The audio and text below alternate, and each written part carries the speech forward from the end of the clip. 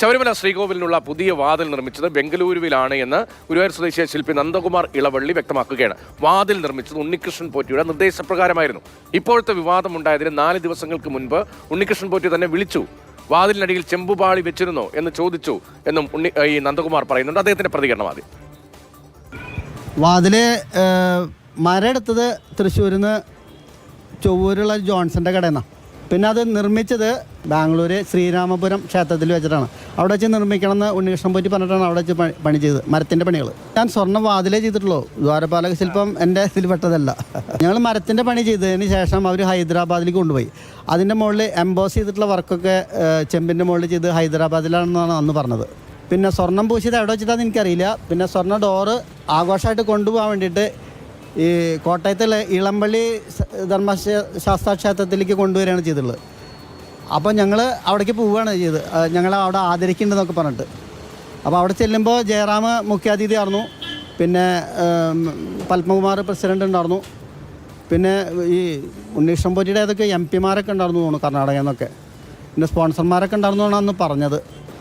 ദ്വാരപാലക ശില്പത്തിൻ്റെ ഒരു 4 ദിവസം മുമ്പ് അദ്ദേഹത്തിനെ വിളിച്ചിട്ട് ചോദിച്ചു, ശബരിമല ശ്രീകോവിലിൻ്റെ സ്വർണ്ണവാതിലിൻ്റെ അടിയിൽ എലി കിടക്കാതിരിക്കാൻ വേണ്ടി ഒരു ചെമ്പിൻ്റെ ഒരു പാളിയേറ്റം ഫിറ്റ് ചെയ്തിട്ടുണ്ടോ ചോദിച്ചു എന്നോട്. അപ്പോൾ ഞാൻ പറഞ്ഞു ഞാൻ ഫിറ്റ് ചെയ്തിട്ടില്ലല്ലോ പറഞ്ഞു. അപ്പോൾ ആൾ ഫോട്ടോസൊക്കെ എനിക്ക് അയച്ചു തന്നു. ഇതാണ് ഭാഗം, ഇത് ആരാ ചെയ്ത് ചോദിച്ചിട്ട് ഞാൻ പറഞ്ഞു അത് നമ്മളല്ല, നമ്മൾ ഡോറ് ഫിറ്റ് ചെയ്തതിനു ശേഷം പിന്നെ ഡോറായിട്ട് ബന്ധമില്ല. ജലഹല്ലി അയ്യപ്പ ക്ഷേത്രത്തിലേക്ക് അത് കൊണ്ടുവരേണ്ടതെന്ന് പറഞ്ഞിട്ട് അന്ന് ആളുകളൊക്കെ കാത്തിരുന്നു അവിടെ.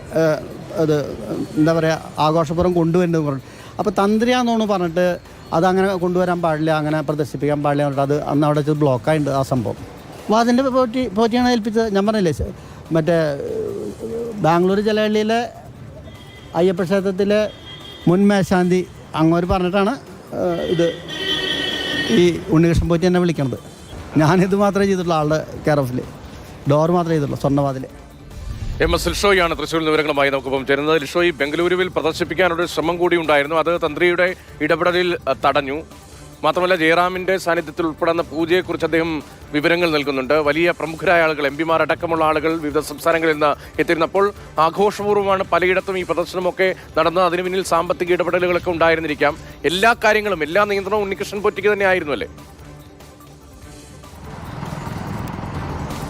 തീർച്ചയായും. അതായത് ഈ വാതിലുകൾ നിർമ്മിക്കുന്നതിനുൾപ്പെടെ ഉണ്ണികൃഷ്ണൻ പോറ്റിയാണ് അതിനു വേണ്ടിയുള്ള മുൻകൈ എടുത്തത്. അതായത് അതിൻ്റെ ജോലികൾ ഏൽപ്പിച്ചത് ഉൾപ്പെടെ ഉണ്ണികൃഷ്ണൻ പോറ്റിയാണ് എന്നുൾപ്പെടെയുള്ള കാര്യങ്ങളാണ് ഇപ്പോൾ ഈ ഗുരുവായൂർ സ്വദേശിയായ ശില്പി നന്ദൻ പറയുന്നത്. എന്തായാലും ഈ വാതിൽ പണിതതിന് ശേഷം മരം കൊണ്ടുള്ള ജോലികൾ മാത്രമാണ് ഇദ്ദേഹം ചെയ്തിട്ടുള്ളത്. പക്ഷേ അതിനുശേഷം ചെമ്പ് പൊതിഞ്ഞതും അതിനുശേഷം അതിന് മുകളിൽ സ്വർണം പൂശിയതും ഒക്കെ തന്നെ മറ്റിടങ്ങളിൽ കൊണ്ടുപോയാണ്.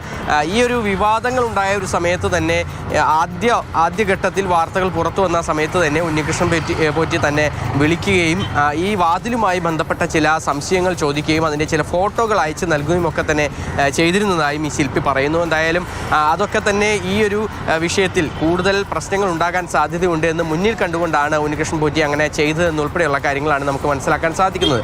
മാത്രമല്ല ഈ വാതിലിനടിയിൽ ചെമ്പുപാളി ഘടിപ്പിച്ചിട്ടുണ്ടായിരുന്നു എന്നുൾപ്പെടെയുള്ള കാര്യങ്ങൾ, അതായത് ഈ വാതിലിൽ സ്വർണം പൂശിയതുമായി ബന്ധപ്പെട്ടും ഏതെങ്കിലും തരത്തിലുള്ള ക്രമക്കേടുകളൊക്കെ നടന്നിട്ടുണ്ടോ എന്നുള്ള കാര്യത്തിലും തനിക്ക് വ്യക്തതയില്ല എന്നുള്ള കാര്യമാണ് ശില്പി പറയുന്നത്. കാരണം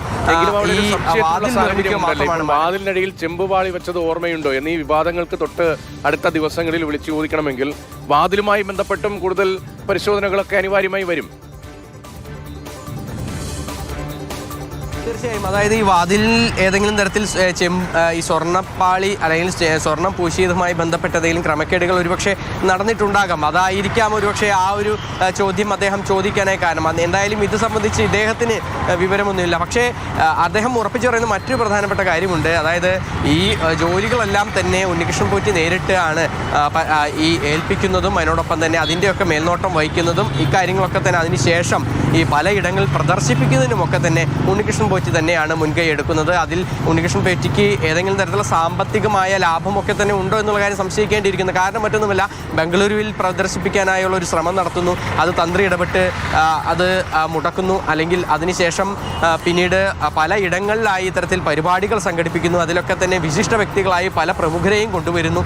അതൊക്കെ തന്നെ ഈ ശബരിമലയിലെ ഏതെങ്കിലും തരത്തിലുള്ള ഈ ശബരിമലയുമായി ബന്ധപ്പെട്ട എന്ത് കാര്യങ്ങൾ കാര്യങ്ങളായാലും ഈ പൂജാവിധികളുമായി ബന്ധപ്പെട്ടല്ലെങ്കിൽ മാത്രമല്ല മറ്റ് ഈ അവിടുത്തെ ശില്പങ്ങളായാലും മറ്റേത് തരത്തിലുള്ള കാര്യങ്ങളും പ്രദർശനമായാലും അല്ലെങ്കിൽ അതുമായി ബന്ധപ്പെട്ട പൂജയായാലും ഒക്കെ തന്നെ അതിന് വലിയ ഡിമാൻഡാണ് എല്ലാ പ്രമുഖ വ്യക്തികൾക്കും ഉള്ളത്. അവരൊക്കെ തന്നെ അതിന് എത്ര പണം മുടക്കാനും തയ്യാറുമാണ്. അങ്ങനെ ഇത്തരത്തിലൊരു സാമ്പത്തിക നേട്ടം ഇതിൽ ഉണ്ടാക്കിയിട്ടുണ്ടോ എന്നുൾപ്പെടെയുള്ള ഒരു സംശയമുനയാണ് ഇപ്പോൾ ഉയരുന്നത്. ശരി, വലിയ സംശയമാണ് അത്. വാതിലിന്റെ നിർമ്മാണവുമായി ബന്ധപ്പെട്ടുൾപ്പെടെ ഇപ്പോഴും നിൽക്കുന്നു. ബംഗളൂരുവിലെ